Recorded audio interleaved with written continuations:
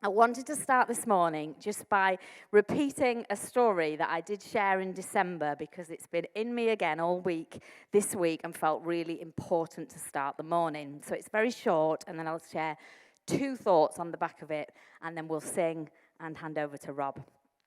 There was once a bird who lived in a tree. The bird was named Faithful.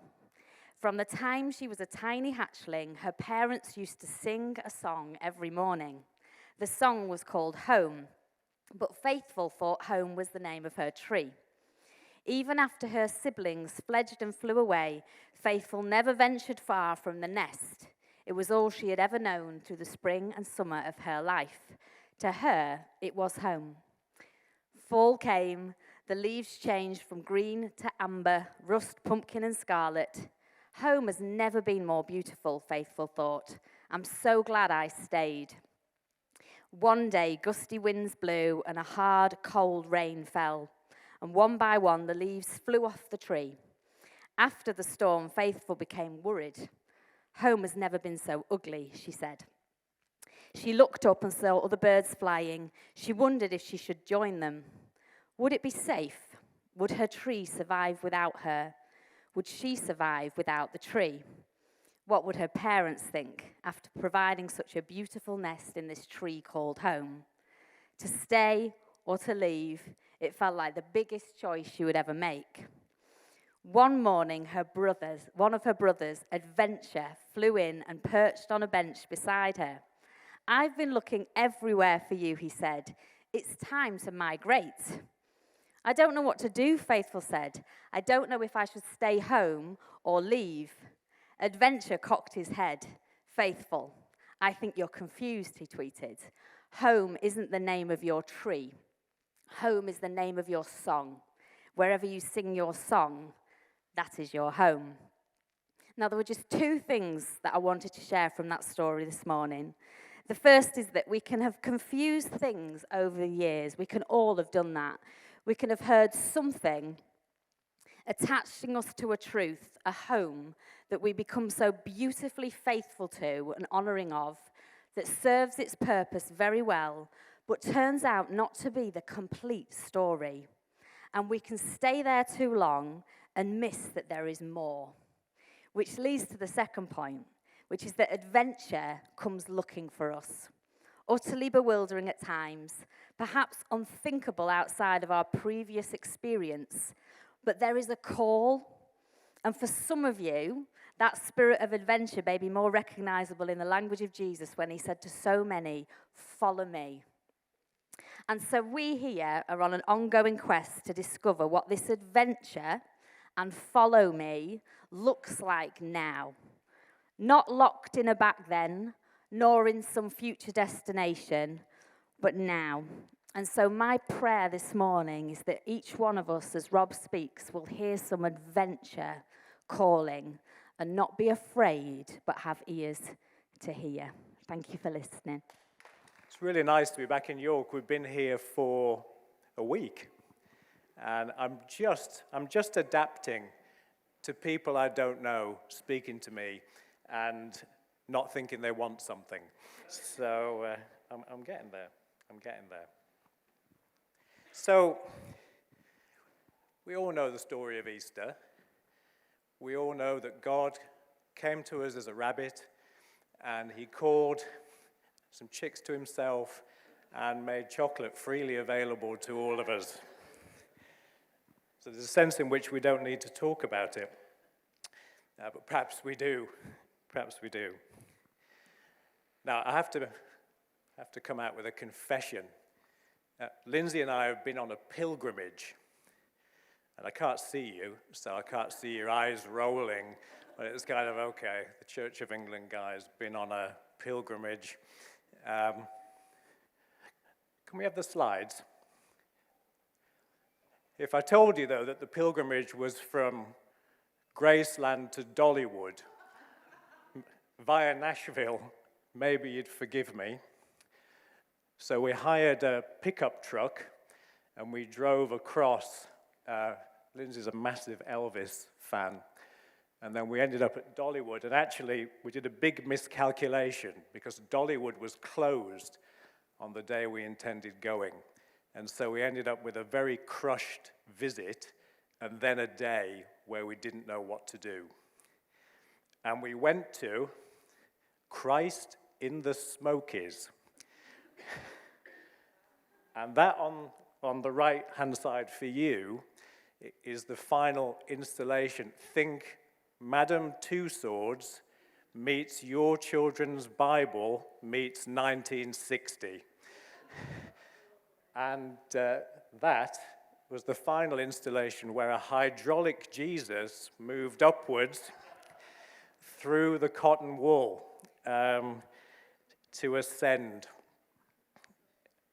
And I found it funny, and then I felt very guilty about finding it funny, and then I realized this isn't the real Jesus that I'm laughing at. Sadly, despite all their great intent and all the work, this white hydraulic Jesus going up through the cotton wool is not the real thing. But who is the real Jesus? And that's a question that, as I've prepared this talk, is more mysterious and complex than I've ever thought.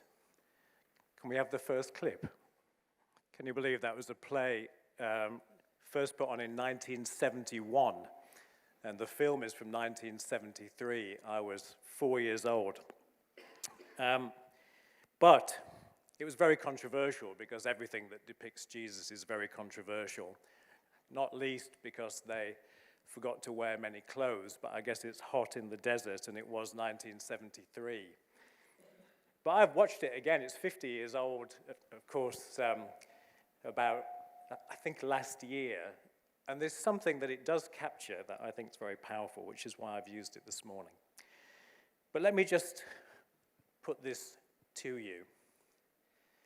There comes a point where you have to get off the Jesus bus that someone else is driving. And when you saw the bus arrive and all the actors are on it, they actually all look the same. They were just all in their stuff. But as they got off the bus, they actually began to firstly unpack a few things, but then they started to define themselves as different from one another to some extent, but they were defining their relationship with Jesus through the different props and clothes that they were putting on. And there comes a point where we have to define ourselves in our relationship with Jesus and not just be driven on the bus that someone else is deciding where it's going. Let me get back on the bus and then switch the metaphor. I want to suggest this morning that there is a kind of walled garden of belief that the church has created.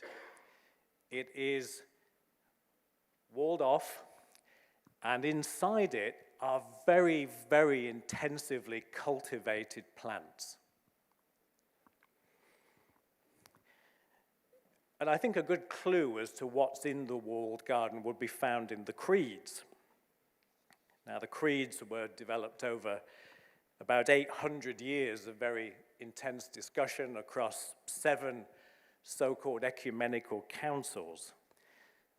And they cover the nature of Jesus, his birth, death, resurrection, his role in salvation, and his expected return.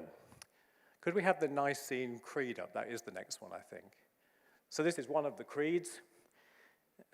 We say it quite regularly in our service. In the Church of England, it's part of the standard liturgy.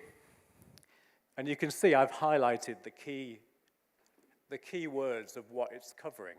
The nature of Jesus as the Son of God, salvation, crucifixion, resurrection, and return. And just in full disclosure, I have no issue with any of the 4 main creeds. I think they're important technical and historical documents. But 3 buts. Number one, they are the product of human endeavor. They did not fall out of the sky from God. In fact, this creed is largely there to oppose Arianism, a form of heresy, and yet it was drafted by a man called Eusebius, who wasn't Arian, and it was altered by somebody else. And I think it's just really important that we understand the human process behind things that are now very abstract, and we don't think about them. Second thing, they're expressed in the language of Greek philosophy, which is not a neutral medium in itself. And I personally find expressions of theology in Greek philosophy to be rather cold, abstract, and detached. God doesn't feel very close often when expressed through those formulations. And then thirdly, and actually the main point, is the creeds, and this is sometimes called the great comma. They move from Jesus' birth to the last week of his life, separated by a comma. The creeds do not cover the life and ministry of Jesus. And so there's a vast space left out by the early theological formulations of the church because they were trying to figure out who Jesus was, by and large, and it took them nearly 1,000 years. So inside the walled garden are highly cultivated plants, but of very particular varieties. But you say, well, surely the Bible and the Gospels are in the walled garden. Well, I've just read the Gospels afresh. There's a new version by Sarah Rudin, she's a Quaker, but she isn't a theologian. She's a classicist, and she reads the languages and translates other works. And so she's translated the Gospels without a theological system that she's trying to impose on it. And I have found that to be extraordinarily powerful and incredibly elusive. Because Jesus taught mostly in parables, not propositions. His teaching is ambiguous and sometimes, we might even say today, encrypted. Jesus himself says that the parables were designed so people would not understand unless they had an open heart. And so, if you like, having an open heart is the encryption key to Jesus' teaching. But it's far from obvious. And in Jesus' greatest talk, the Sermon on the Mount, there are currently 36 interpretations as to what he meant by what he said.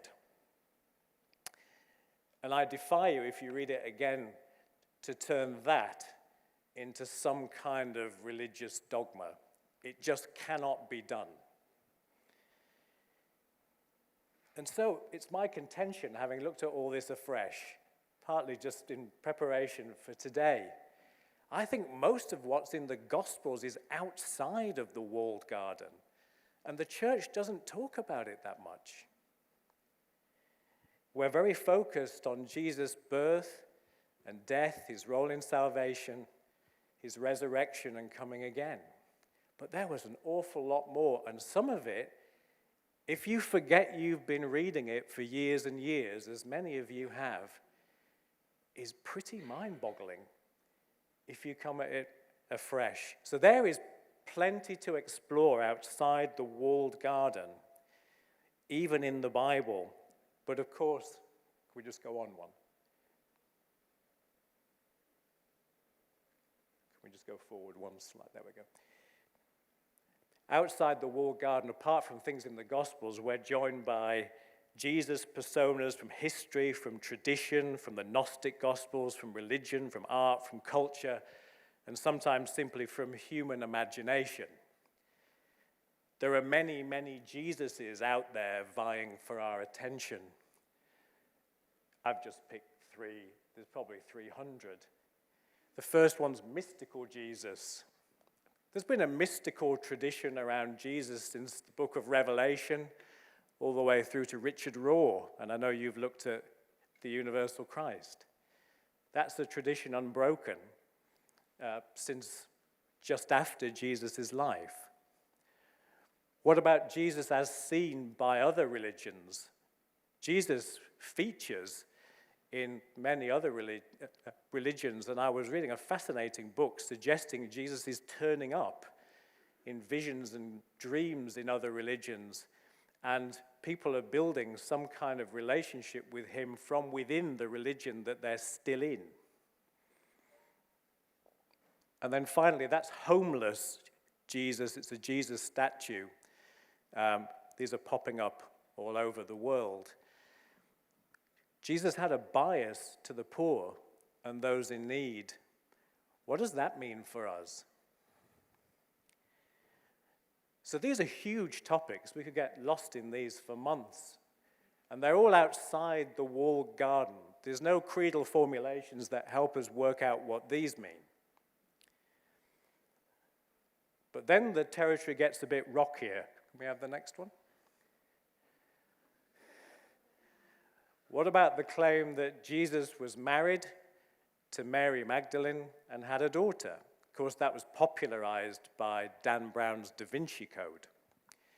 I actually went to Roslin Chapel, and they told me in there that tourists come in and ask to see certain things from the book that don't exist. And when they say they don't exist, they accuse them of being part of the conspiracy of the Catholic Church.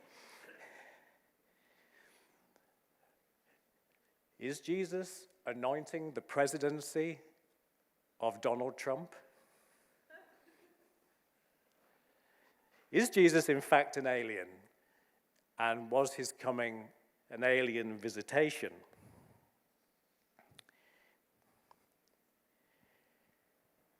So the problem is, the dilemma we face, the thing we have to figure out is, how do you decide, or do you decide? Okay, so opinion warning. Other opinions are available, but I'm about to tell you something about where I'm at. And of course, this time next year, when you don't invite me back because of the length, of this talk, I might have changed my views. So we're all on that journey. We know that. But I actually can't simply allow all these things to be somehow equally valid. I can't. It's appealing, isn't it? It's appealing. You say, well, we just respect everyone's opinion. If you want to believe that Jesus is an alien, that's fine. And yet, I actually can't quite do it. Could we just move on one, please? Things are pretty open outside of the garden, so it's not like we're facing all these dogmas and doctrines and central beliefs. We're having to figure it out. But I cannot treat Lauren Bobert's suggestion that had Jesus had an AR-15 assault rifle available, maybe he wouldn't have died, as a statement made recently. I can't come to terms with that alongside blessed are the peacemakers. I can't do it. And I feel like I have to choose. And if you have to choose, how do you choose? And I'm using three things to navigate me. And there are other approaches to this, and you may have a different one. And I'm not trying to impose it on you. I'm just trying to tell you, partly so you understand what I'm doing next, and partly just because it's interesting to find out how other people are navigating their journey. So the first is the wisdom of Scripture. I don't consider Scripture to be a textbook, a rule book, a dogma book, something dictated by God, because I don't think the Bible claims to be any of those things.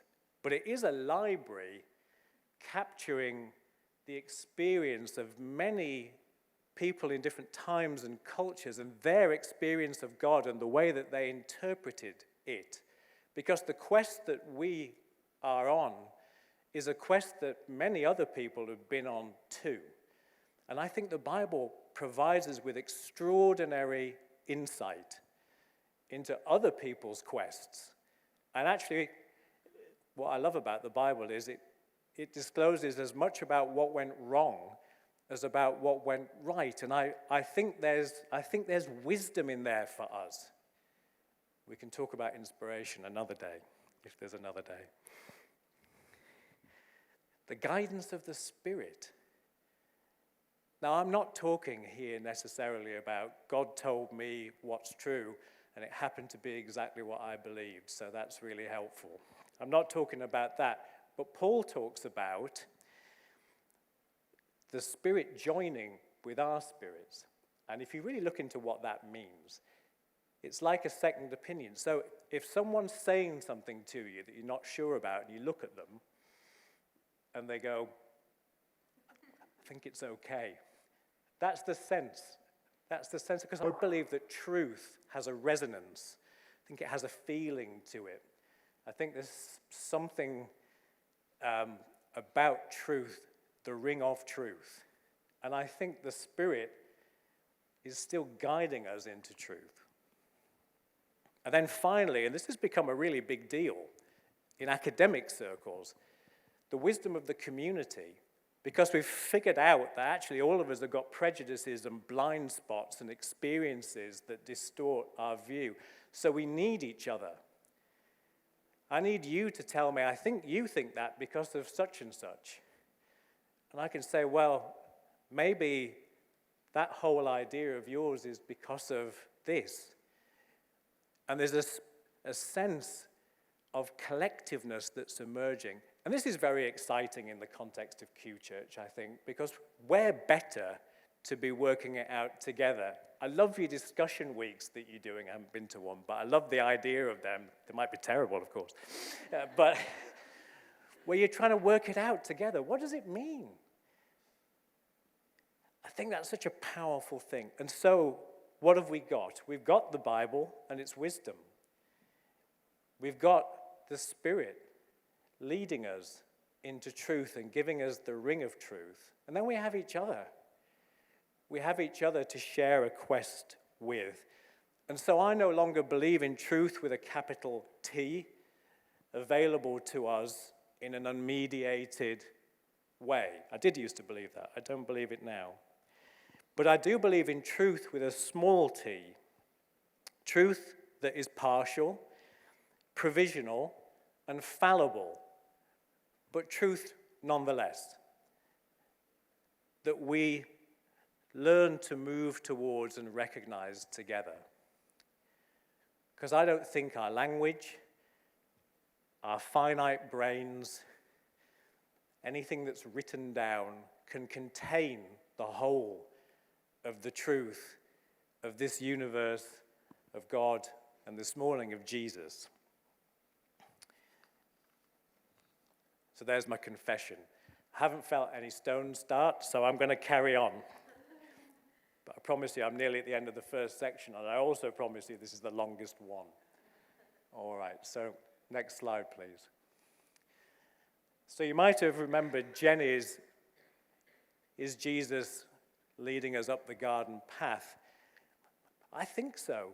I think Jesus is leading this community of QChurch up the garden path, that's the walled garden path, and out of the gate to explore some of the wilder territory of what's out there. I think this community is perfectly set up to do that important task. And it's exciting, but it's also dangerous. And I want to talk about that next, but we're going to have a song. Jesus has always been an extraordinary danger to religion. But religion was also an extraordinary danger to Jesus. And I just want to briefly, and I promise I'll quicken it up, but I just want to briefly talk about the ways in which Jesus completely deconstructed the religion of his day. Because I have this thought of total irony, and that is it's just possible that it's QChurch that's mainstream and it's everyone else that's lost the plot. If church is somehow about continuing the ministry of Jesus, Jesus did a lot of religious deconstruction. First of all, by the time of Jesus, 613 commands had been extracted from the Hebrew scriptures, along with an exponential set of traditions and protocols. And you think, well, that's extraordinary. But then have a think about us. What have we, let's just for a minute say, we, the Christian church, what human things have we added? Moral expectations, secondary beliefs, ritual compliance, acceptable identities, correct appearance, and the enforcement of the ethical content of the Bible in cruel and contextless ways. Jesus did not conform to any of the human rules. The extent to which he conformed with the law is actually a very complicated topic that I'm not going to get into, but he ignored completely the human add-ons. And he did it provocatively in front of the religious leaders. He actually healed no fewer than 7 people on the Sabbath. It's not lawful to heal on the Sabbath because it's work. And we're told that Jesus was both angry and grieved by his religious challenges on those occasions. Jesus deconstructed a rules-based religion. And because he was the fulfillment of the law, he actually turned religion inside out and turned it into its inner intent. Jesus explains that loving God and neighbor is the root of all the law. Let me just say that anything religious that is proposed by anyone that doesn't have its source in love and its destination in love should be rejected.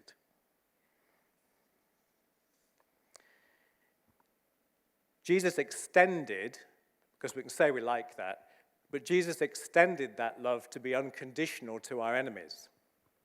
It's a little bit harder. And when the very people, by the way, they're great, those guys, aren't they? What they lack in shirts, they make up for in hats in a big, big way. But those very people didn't get it. And Jesus very politely called them children of hell. We don't hear that very often, it's right there. So having deconstructed a rules-based religion and turned it inside out, Jesus then turned it upside down. The Sermon on the Mount has this impossibly high ethical standard that's set. And yet Jesus spent his time with the people who were furthest away from meeting it. He dispensed extraordinary mercy to sinners, sometimes in direct contradiction to the to the Mosaic law. And I actually can't reconcile Jesus' ethical standards and his acts of mercy. I can't. And I don't say it trivially because I've actually written something, a paper, where I looked into it for quite a long time. And my conclusion is no one else can either, having read about 30 books on the subject. But Jesus turned religion upside down and put the vulnerable, the broken, and the outcast at the top, and the religious elites at the bottom. He inverted the hierarchy. And then he removed the borders of religion. In Jesus' only act of recorded physical anger when he overturned the tables in the temple, part of what that was about is the area that had all those corrupt money-changing tables and the like in it was supposed to be where the Gentiles worshipped. And the religious system was so indifferent to the people of all the nations having access to God that they filled it with that instead of leaving space for the people it was intended for. And it made Jesus so angry that he physically whipped them out of the space.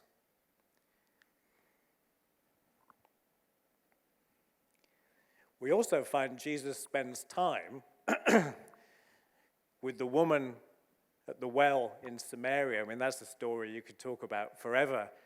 But if you were just going to pick a person who was the single most controversial individual you could walk to, there she was. And he spent time with her town. They had all sorts of wrong beliefs.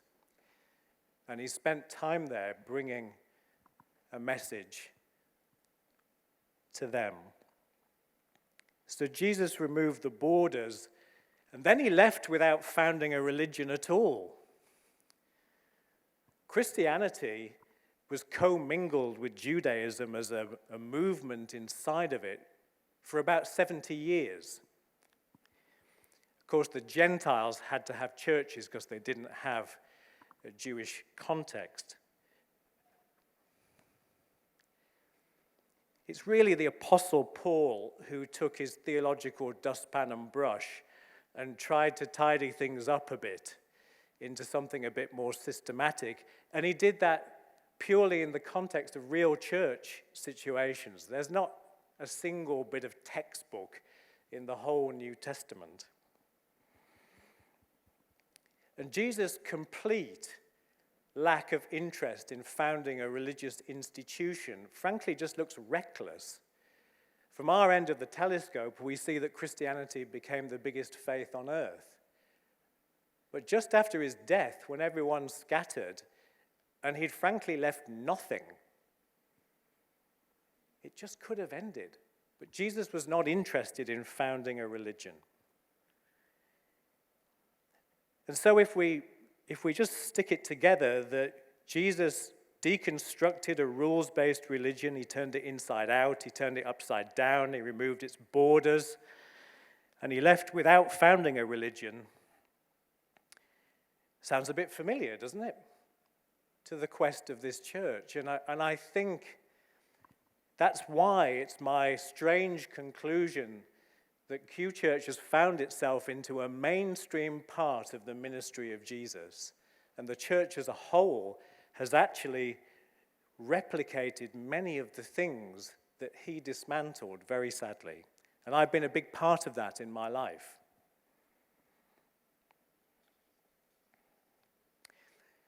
But just one quick postscript. There are some things that Jesus didn't deconstruct. He treated correctly interpreted scripture as if it had some kind of authority. He taught his disciples to pray. He engaged in collective worship, even inside the system that he criticized. And he wanted to be baptized by John, even though John didn't think he should be baptized by him. What does that mean? I don't know. But it means something. It means something, and I suspect that it means that not everything that looks religious or is a ritual is necessarily wrong, just when it doesn't reflect the love and reality of God. That's the big topic that I've yet to understand. But I note it because it's there, and I think we have to have the things together. So I promised that this segment would be shorter, and it has been. The last time I was here, I talked about being in the liminal space. And when Jesus died, his disciples went into the liminal space too. They were frightened. They were directionless. They were confused. Some of them went back to fishing. They were in the liminal void. I loved Claire's characterization of that the other week. And actually, she said that the Spirit comes to us in the void. And I just want to affirm that and build on it just as the final short section. Because Jesus did not leave them all in the liminal space on their own. But of course, first of all, he rose from the dead. And that's the thing we celebrate today on Easter Sunday. I don't know if you saw the figure at the bottom. There's a big controversy as to whether that's the resurrection or not in the film. But let's say it is for our purposes this morning. Jesus rose from the dead, and then he orchestrated a progressive scheme of meeting them in the liminal space. He firstly did it through messengers, angels. And then somehow unrecognized. This is why I say there's so much of the Gospels outside the walled garden. What is that about? They spend time with Jesus, extended time, and they don't know who he is. And only right at the end do they know who he is. And then he disappears. We're not talking about that much, usually, on a Sunday. But then finally, Jesus appears revealed as himself. I can't help finding this funny. I don't want to upset anyone. But they're in a locked room and they're frightened, and Jesus appears and goes, "Peace." Frighten the living daylights out of you. So Jesus appears as himself eventually, and he moves from comfort to instruction. And then eventually he provides them with next. Jesus' next was his ascension. And their next was Pentecost.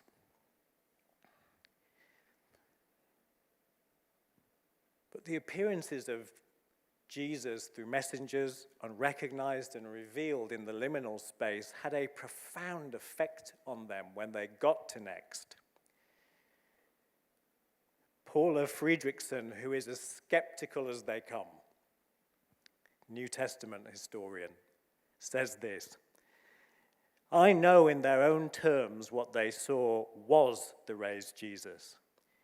That's what they say, and then all the historic evidence we have afterwards attests to their conviction that that is what they saw.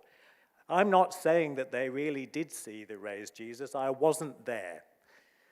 I don't know what they saw, but I do know that as a historian, they must have seen something." And she writes that because it shaped the whole rest of their lives. So their encounters with Jesus in the liminal space were profound. And it's way above my pay grade to predict what Jesus might do in QChurch's liminal space. But I do think he's going to do something. And of course, we call the Spirit of Jesus several times in the New Testament for a reason. So I think Claire's right. I think the Spirit will come to us. I think Jesus will appear through messengers, unrecognized, and perhaps even revealed in the liminal space.